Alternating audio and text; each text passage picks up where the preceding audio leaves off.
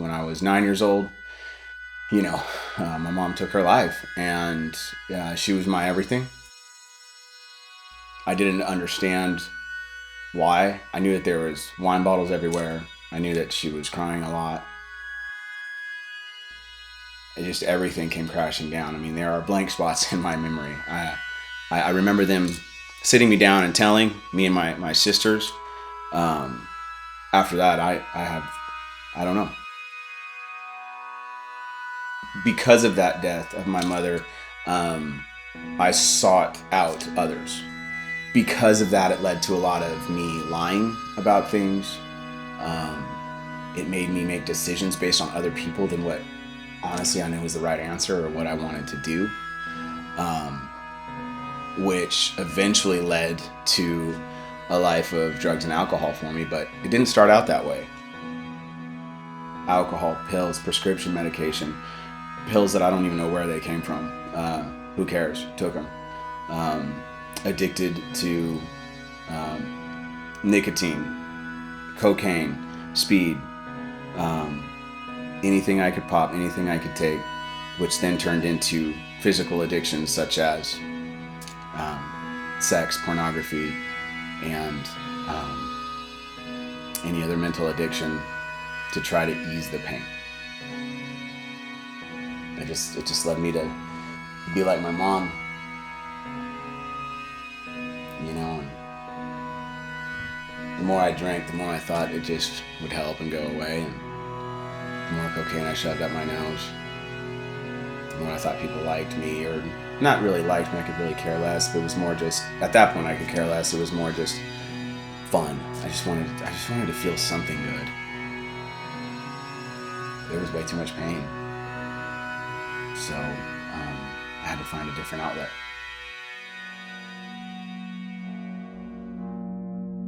It was really scary because I just completely isolated myself and didn't even know who I was anymore.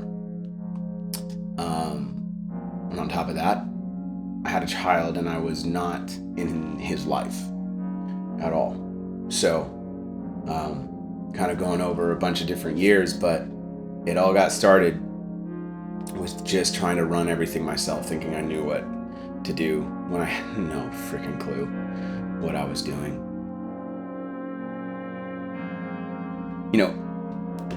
From when now looking back, I saw God really starting to write my story the moment that they told me that my mom was dead. That moment was one of the biggest things that I've had to go back and work on in counseling and understanding what happened right then and understanding how God is using that moment in my life. Like I said, getting into high school, young life, playing in bands that were Christian hardcore bands or Christian punk bands, and starting to understand and realize that there's a scene out there for people like me. That community being so welcoming really showed me, wait a minute, God does love me for who I am. It led to a lot of, even now, my tattooing. When I gave my life to Christ the first time when I was at a Young Life camp. I gave my life for real when I was 32, when I got sober, and I was curled up on the floor, basically dying. And that's when God said, "Okay, are you done?" And I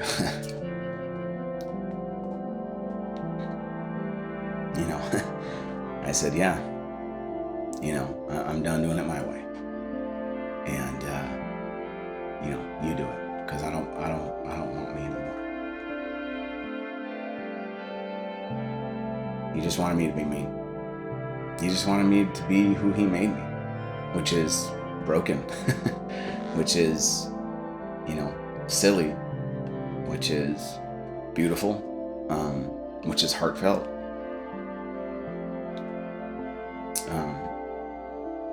He wanted me to actually express and experience those emotions. He also told me to stop trying to save people. He just wanted me to serve. I stopped saying I was sorry to God, and I started saying thank you.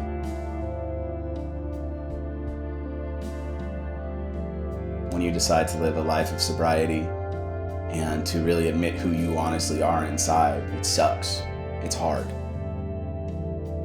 But God is so loving, and he taught me how to love. And he taught me that that's what he wanted me to do. I finally found purpose. And that was go serve others. He gets that I have problems. I got all these problems over here, but meanwhile, there's people, really struggling. And every time I go serve somebody else, unselfishly, and not so that I go to heaven, but because I was led to do it, because I'm just responding, he gives me so much life in that, working with others and loving others. When God starts to write your story, he teaches you how to live free.